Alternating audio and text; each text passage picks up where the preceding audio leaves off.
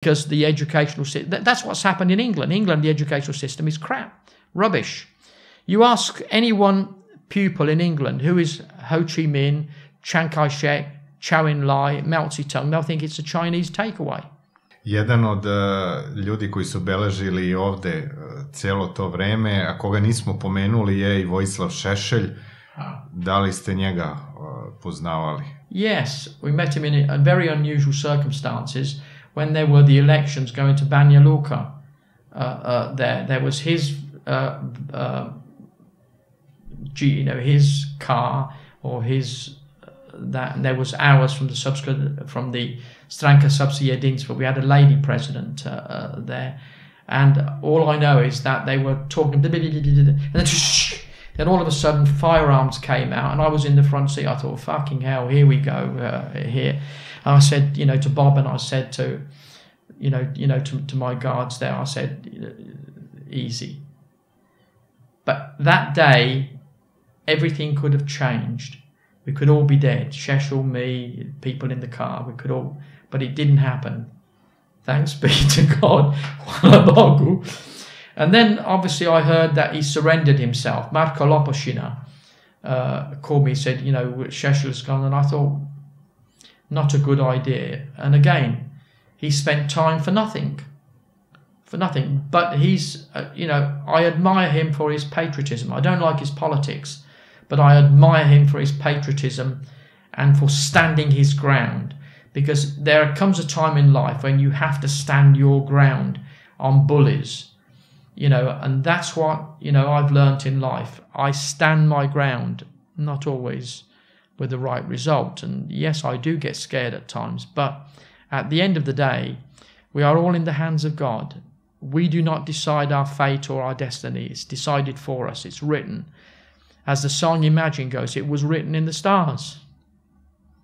So anything can happen at any time. And we just praise to God that the time we are on this earth, we make a difference. Šešelj i Arkan se nisu baš mnogo voleli. No, there was no love lost between them, but only because of the difference in the Radical Party. I know that Alexander Vučić was a member of the Radical Party there, but he was a different brand. He was the he'll like this one. He was the Tony Blair of the Labour Party. Tony Blair was no Labour at all. He was more conservative. Vučić is no radical at all. He's more conservative. He's more liberal. He's more advanced. He's a visionary. He knows what he wants. Yes, he's not liked by many people because he has to make difficult decisions. But this is a country that requires strong people. Saddam Hussein was strong. Gaddafi was strong. Without them, you need a strong leader. And Vučić, even though he doesn't wear a tie like me all the time, I take my hat off to Alex.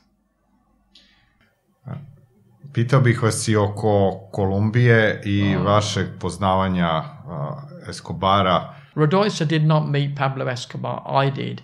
Pablo Escobar wanted to strike a deal in Europe where his family, his mother, his daughter, I'm trying to remember now, and his wife could go to a European Union country and be given asylum there. And in return, he would stop any drugs going into that country. That was the deal. Now, I approached a number of countries. I approached Douglas Hurd. I approached Emilio Colombo from Italy. I approached the Germans. All of them said, no, we can't do that. What a pity. How stupid. Because having no drugs into your country from someone like Pablo Escobar would have been a massive difference. So I asked myself the question, this drug business, who's actually running it? Is it the government or the criminals? Sometimes it's hard to distinguish because it's an industry. The criminal justice system relies upon the drug trade to be able to process. So you have lawyers, you have trials, you have judges, you have juries, you have buildings for those, you have prisons, you have prison officers. It's a domino chain effect. If you take away, for example, marijuana, make it an available drug as most countries, it declines the prison population, the criminal justice system. People start losing their jobs. Now imagine if you put cocaine and heroin into that. And it was only 100 years ago where it was legal anyway. No one said boo to a goose. People would go to the opium dens in London. You know, Rome certainly, Turin had the biggest opium den in Europe.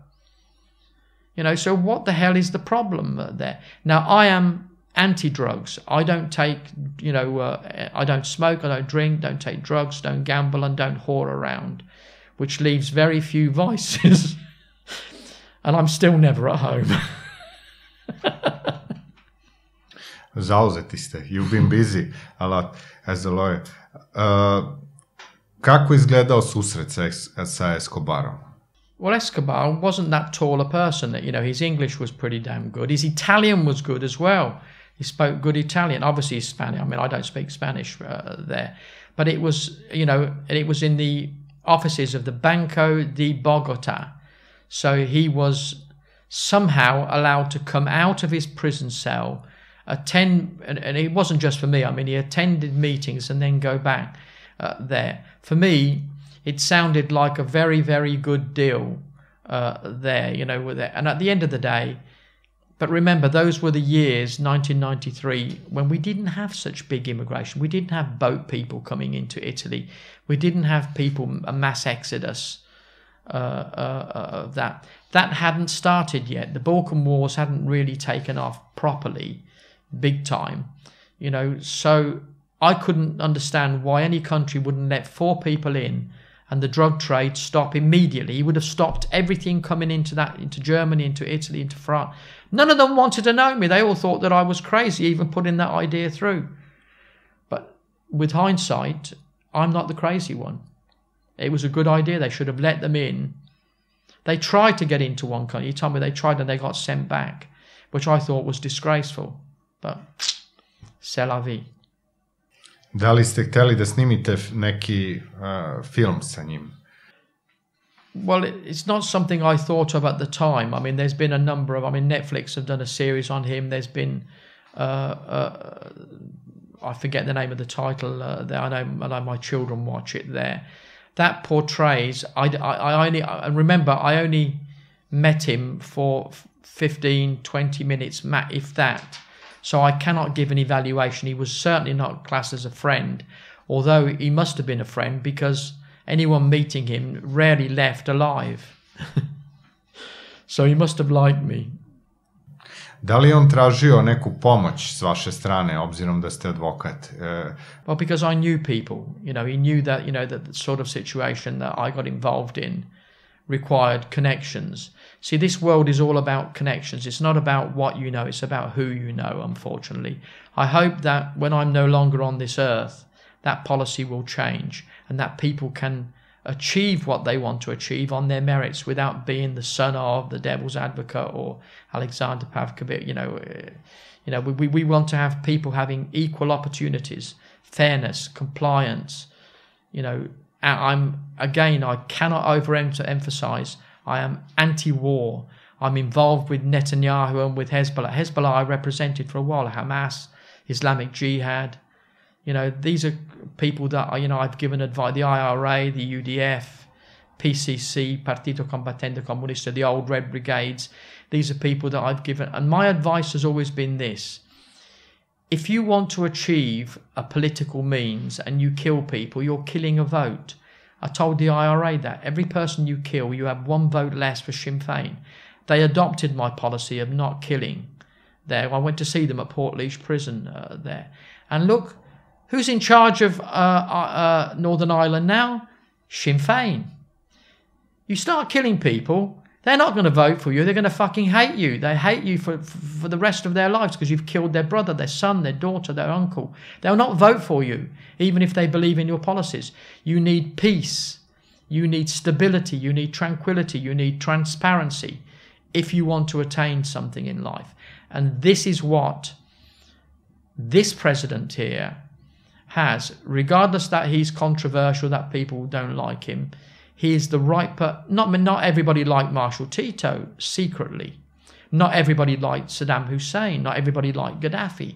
But they were the right people for the right times there. And had they have continued in office, again, the mistake, Gaddafi never thought of who came afterwards. I would have, if I'd have been Gaddafi, I would have appointed my daughter, Aisha, Gaddafi. She was a lawyer, brilliant and good looking as well, incidentally. There, I would not have appointed Saif or any of my children because they were completely nuts. But the daughter was smart. But in the Arab world, can you have a woman lead your country? And there lie the problem. Same with Saddam. Ragad was the natural heir. She's my good friend. I got an asylum in Jordan, the king of Jordan, they granted me, granted them asylum in Jordan, them and the family of Aziz, Tariq Aziz. So I did a lot of work behind the scenes, making sure that all the families of the people I represented were safe. That was the most important thing for me. And I use my connections, my royal connections, all that I have. And I'm not scared of using them for the right means even today. I have no problem calling Al Thani in Qatar.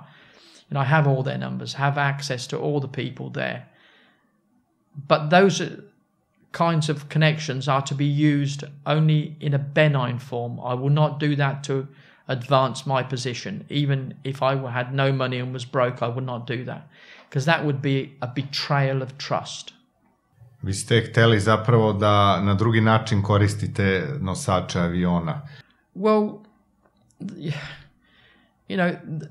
why do you, the Russia-Ukraine situation, they are brothers at the end of the day. They have a common language, they have a common past. If I'm not mistaken, Stalin was from the Ukraine, if I'm not mistaken, there. They have disputes, they have disagreements. We should mind our own business in the same way that if you fight with your brother, why should I get involved and say, I support you? You mind your own business if you're a true friend.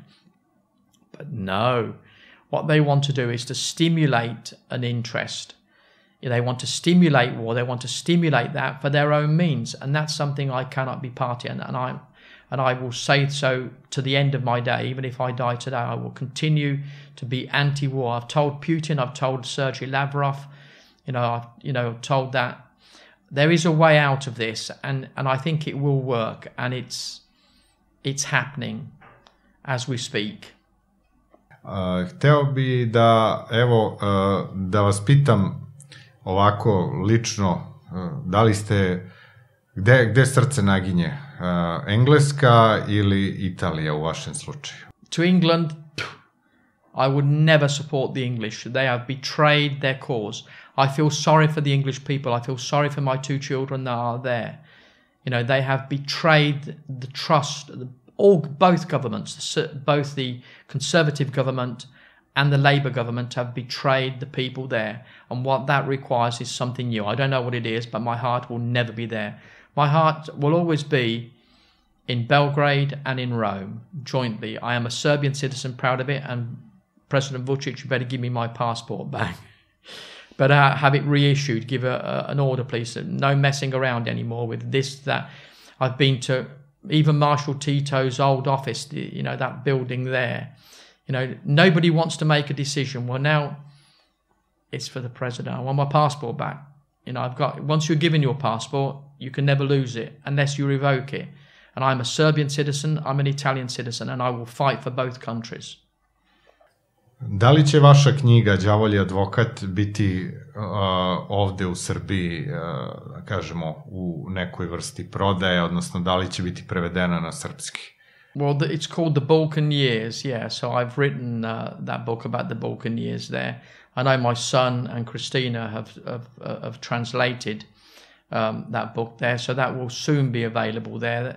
But it won't say anything more than what I've already said here. It may have a few more anecdotes, small little things that, make life interesting there. But The Devil's Advocate is a title that I carry, with my heart there. I'm honored to have that title there. It used to belong to Vergès, a French lawyer. I know that Dumas also had it for a while. Now that it comes to me, I hope that when I can pass it on, I pass it on to a suitable person that is not afraid of anything. And I am not afraid of anything. I will fight to the death on any cause that I believe in or I am instructed in. But I will not falsify evidence. I will not advance a policy that creates war or violence. That I'm not prepared to do. and that's from the devil's advocate there. So anyone who wants to instruct me worldwide has to be only for one reason, to settle a dispute peacefully. I za kraj, da pomenemo muziku, većina ljudi uopšte ne zna da se vi bavite muzikom, da pevate i da li imate neke planove vezano za muziku? Well, I mean, if anyone asks my profession, I don't say lawyer, I'm a musician. You know, my mother sent me to music school, so I wrote some hit records when I was very young. I was cheated out of them, you know, there. But I've done more than 200 recordings, professional recordings. I own the record label MGM, Pi Pathé Records, 3 of the biggest labels in the world. So that is my record company. You can listen to some of my music. You know, we can put up the link, or you can play a couple of things there. We also have artists who perform with us. We will sign any artist that we believe in there, you know, there. But one of the key things for me is that, like Cole Porter, like Mogul, like many of the others, like Burt Bacharach, yes, I'm a great arranger. I arrange music because obviously I studied music and I know music. I can play the guitar, the piano, you know, play the instruments there. But we always want to come in, you know, in front of the camera instead of behind. That's one of that. So I hope I've done some justice. And I did that for a reason. I didn't want any of my artists to think that I couldn't do it. I will not ask you to do something that I cannot do. Next week, I'm going to be sitting where you are interviewing someone. I hope that I can fulfill and do you proud there, because normally when I'm interviewing someone, it's in a courtroom and it's antagonistic. This will not be. But my music